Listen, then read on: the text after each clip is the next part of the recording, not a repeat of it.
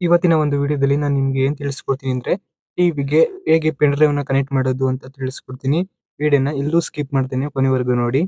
ಟಿವಿಗೆ pen drive ನ connect ಮಾಡಕ್ಕೆ ಟಿವಿಲಿ USB ಪೋರ್ಟ್ ಅಂತ ಇರುತ್ತೆ. ಟಿವಿ ಬ್ಯಾಕ್ ಸೈಡ್ ಅಲ್ಲಿ ನಾವು ಈ ಒಂದು ಪೆನ್ ಡ್ರೈವ್ ನ ಹಾಕ್ಬೇಕು.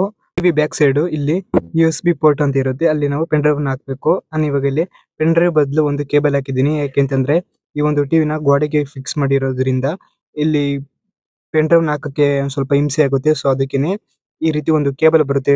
ಈ ಒಂದು ಕೇಬಲ್ ನ ನಾನು ಇಲ್ಲಿ USB ಪೋರ್ಟ್ ಗೆ ಹಾಕಿ ನೆಕ್ಸ್ಟ್ ಆ ಒಂದು ಇನ್ನೊಂದು ಪೋರ್ಟ್ ಬರುತ್ತೆ, ಆ ಒಂದು ಪೋರ್ಟ್ ಇಲ್ಲಿ ಕೆಳಗಡೆ ಬಿಟ್ಟಿದ್ದೀನಿ.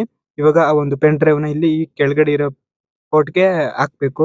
ನೀವು ಇಲ್ಲಿ ನೋಡ್ತಾ ಇರ್ಬೋದು, ಆ ಒಂದು ಕೇಬಲ್ ಗೆ ನಾನು ಇವಾಗ ಇಲ್ಲಿ ಪೆನ್ ಡ್ರೈವ್ ನ ಹಾಕ್ತಾ ಇದ್ದೀನಿ. ನೆಕ್ಸ್ಟ್ ಹಾಕದ್ಮೇಲೆ ಈ ರೀತಿ ಮೇಲ್ಗಡೆ ಒಂದು ನೋಟಿಫಿಕೇಶನ್ ಬರುತ್ತೆ ಈ ರೀತಿ. ನೆಕ್ಸ್ಟ್ ಈ ರೀತಿ ಬರುತ್ತೆ ಇಲ್ಲಿ ಫೋಟೋಸ್, ವಿಡಿಯೋಸ್, ಆಡಿಯೋಸ್ ಮತ್ತೆ ಫೈಲ್ಸ್ ಅಂತ.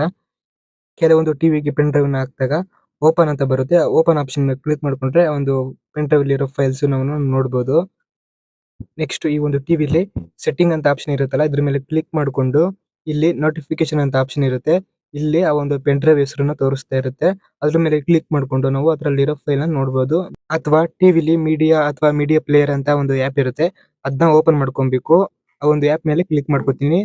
ಈಗ ಒಂದು TCL ಟಿವಿಲಿ ಆಗಿದ್ರೆ ಇಲ್ಲಿ ಮೀಡಿಯಾ ಪ್ಲೇಯರ್ ಅಂತ ಒಂದು ಆಪ್ ಇರುತ್ತೆ. ಈ ಒಂದು ಆಪ್ ನಾನು ಇವಾಗ ಓಪನ್ ಮಾಡ್ಕೊತೀನಿ. ಈ ಒಂದು ಆಪ್ ಮೇಲೆ ಕ್ಲಿಕ್ ಮಾಡ್ಕೊಂಡಾಗ ಈ ರೀತಿ ಬರುತ್ತೆ. ಇಲ್ಲಿ ಒಂದು HP ಪೆನ್ ಡ್ರೈವ್ ಅಂತ ತೋರಿಸ್ತಿದೆ. ಈಗ ಒಂದು ಪೆನ್ ಡ್ರೈವ್ ಹೆಸರು ಪೆನ್ ಡ್ರೈವ್ ಮೇಲೆ ಕ್ಲಿಕ್ ಮಾಡಬೇಕು. ನೆಕ್ಸ್ಟ್ ಆ ಒಂದು ಪೆನ್ ಡ್ರೈವ್ ಇರೋ ಫೈಲ್ಸ್ ಇಲ್ಲಿ ಬರುತ್ತೆ. ಎಕ್ಸಾಂಪಲ್ ಗೆ ನೀವು ಇಲ್ಲಿ ನೋಡ್ತಾ ಇರಬಹುದು, ಪೆನ್ ಡ್ರೈವ್ ಅಲ್ಲಿ ಕೆಲವೊಂದು ಮೂವೀಸ್ ಇದೆ. ಇದ್ರಲ್ಲಿ ನಾನು ಒಂದು ಮೂವಿನ ಪ್ಲೇ ಮಾಡ್ತೀನಿ. ಪ್ಲೇ ಮಾಡಿದಾಗ ಈ ರೀತಿ ಬರುತ್ತೆ. ನೆಕ್ಸ್ಟ್ ಆ ಒಂದು ಮೂವಿನ ನಾವು ಈ ರೀತಿ ಫಾರ್ವರ್ಡ್ ಮಾಡ್ಕೊಂಡು ನೋಡಬಹುದು. ನೆಕ್ಸ್ಟ್ ಈ ಒಂದು ಪೆನ್ ಡ್ರೈವ್ ಇರೋ ಫೋಟೋಸ್ ನ ನೋಡಕ್ಕೆ ಇಲ್ಲಿ ಫೋಟೋಸ್ ಅಂತ ಇರುತ್ತೆ, ಇದ್ರ ಮೇಲೆ ಕ್ಲಿಕ್ ಮಾಡ್ಕೊಂಡು ಇಲ್ಲಿ ಆ ಒಂದು ಪೆನ್ ಡ್ರೈವ್ ಇರೋ ಫೋಟೋಸ್ ನ ನಾವು ಇಲ್ಲಿ ನೋಡ್ಕೊಬಹುದು. ಟಿವಿಲಿ ದೊಡ್ಡ ಸ್ಕ್ರೀನ್ ಅಲ್ಲಿ ಈ ರೀತಿ. ನಿಮ್ಮ ಮನೇಲಿ ಟಿವಿನ ಗೋಡೆಗೆ ಈ ರೀತಿ ಫಿಕ್ಸ್ ಮಾಡಿದ್ರೆ ಟಿವಿಯಿಂದ ಪೆನ್ ಡ್ರೈವ್ ಗೆ ಕನೆಕ್ಟ್ ಮಾಡಕ್ಕೆ ಈ ರೀತಿ ಒಂದು ಕೇಬಲ್ ಬೇಕಾಗುತ್ತೆ. ಇಲ್ಲ ನಾವು ಗೋಡೆಗೆ ಈ ರೀತಿ ಟಿವಿನ ಫಿಕ್ಸ್ ಮಾಡಿಲ್ಲ, ನಮ್ದು ಟೇಬಲ್ ಸ್ಟ್ಯಾಂಡ್ ಟಿವಿ ಅಂತ ಅಂದ್ರೆ ಅಂತವ್ರಿಗೆ ಇಂಥ ಡಾಟಾ ಕೇಬಲ್ ಈ ಕೇಬಲ್ ಅವಶ್ಯಕತೆ ಇರಲ್ಲ. ಅಂತವರು ಈಸಿಯಾಗಿ ಪೆನ್ ಡ್ರೈವ್ ನ ಕನೆಕ್ಟ್ ಮಾಡ್ಕೊಬಹುದು. ನೆಕ್ಸ್ಟ್ ಇಲ್ಲಿ ಆ ಒಂದು ಪೆನ್ ಡ್ರೈವ್ ಅಲ್ಲಿ ಮ್ಯೂಸಿಕ್ ಇದ್ರೆ ಇಲ್ಲಿ ಆಡಿಯೋ ಆಪ್ಷನ್ ಮೇಲೆ ಕ್ಲಿಕ್ ಮಾಡ್ಕೊಂಡು ಇಲ್ಲಿ ಆ ಒಂದು ಪೆನ್ ಡ್ರೈವ್ ಇರೋ ಮ್ಯೂಸಿಕ್ ಅಥವಾ ಒಂದು ಹಾಡಿನ ನಾವಿಲ್ಲಿ ಪ್ಲೇ ಮಾಡಿ ನೋಡಬಹುದು, ಕೇಳಬಹುದು. ಟಿವಿಯಿಂದ ಪೆನ್ ಡ್ರೈವ್ ಗೆ ಕನೆಕ್ಟ್ ಮಾಡಕ್ಕೆ ಒಂದು ಕೇಬಲ್ ಇದೆ ಅಂತ ಹೇಳದ್ನಲ್ಲ, ಆ ಒಂದು ಕೇಬಲ್ ಲಿಂಕ್ ನಾನು ಕಮೆಂಟ್ ಸೆಕ್ಷನ್ ಅಲ್ಲಿ ಕೊಟ್ಟಿರ್ತೀನಿ. ಬೇಕು ಅಂದ್ರೆ ನೀವು ಕ್ಲಿಕ್ ಮಾಡ್ಕೊಂಡು ಪರ್ಚೇಸ್ ಮಾಡ್ಕೊಬಹುದು.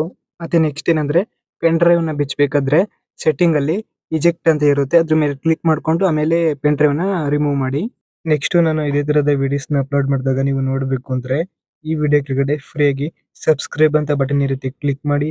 ಮತ್ತೆ ಪಕ್ಕದಲ್ಲಿರೋ ಬೆಲ್ ಐಕಾನ್ ಮೇಲೆ ಕ್ಲಿಕ್ ಮಾಡಿ ಆಲ್ ಅಂತ ಸೆಲೆಕ್ಟ್ ಮಾಡಿ. ವಿಡಿಯೋ ಇಷ್ಟ ಆದ್ರೆ ಒಂದು ಲೈಕ್ ಮಾಡಿ, ಹಾಗೆ ನಿಮ್ಮ ಫ್ರೆಂಡ್ಸ್ ಮತ್ತೆ ಫ್ಯಾಮಿಲಿಗೂ ಶೇರ್ ಮಾಡಿ.